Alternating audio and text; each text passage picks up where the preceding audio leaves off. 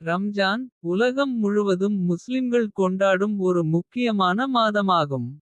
இது இஸ்லாமிய ஆண்டின் 9 மாதமாகும் மற்றும் இதற்கான முக்கியத்துவம் குறித்த பல காரணங்கள் உண்டு. இங்கு ரம்ஜானின் வரலாறு மற்றும் அதன் முக்கியத்துவத்தை விளக்குகிறேன். 1. ரம்ஜான் என்ன? ரம்ஜான் என்பது இஸ்லாமிய கலெண்டரில் ஹிஜ்ரி 9th month ஆகும். இந்த மாதத்தின் போது முஸ்லிம்கள் அன்றாட உணவுகளை இரவில் மட்டுமே சாப்பிட திட்டமிடுகிறார்கள். பகலில் உணவு பானம் மற்றும் பிற உலகியல்களுக்கு இடையே காத்திருக்க வேண்டும். 2. ரம்ஜானின் வரலாறு. ரம்ஜான் மாதம் குரான் முதலில் இறங்கிய மாதம் ஆகும். இது முஹம்மது நபி அவர்களுக்கு இறுதி விளக்கம் மற்றும் அறிவுரை அளிக்கவும். கடவுளின் முத்திரை இதில் பல்வேறு அடிப்படைகளை கூறுவதிலும் இந்த மாதம் முக்கியத்துவம் பெற்றது. 3. நோம்பல் சொம்பல்.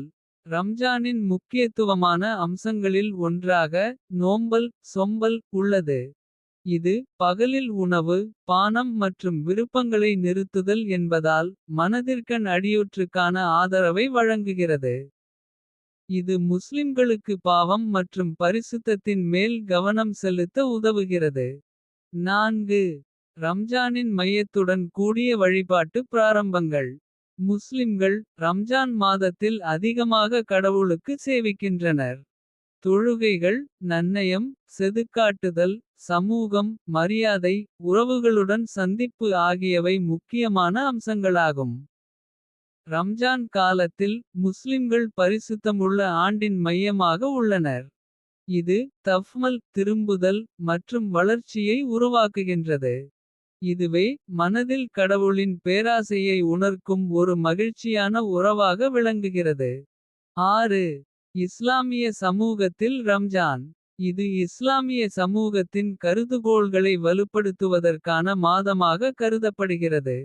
இது பிராரம்பத்தின் வாய்ப்புகளை வழங்கும். மேலும் சமூக பிரச்சனைகளை ஒருங்கிணைக்கவும் ஒரு வாய்ப்பு ஆகும்.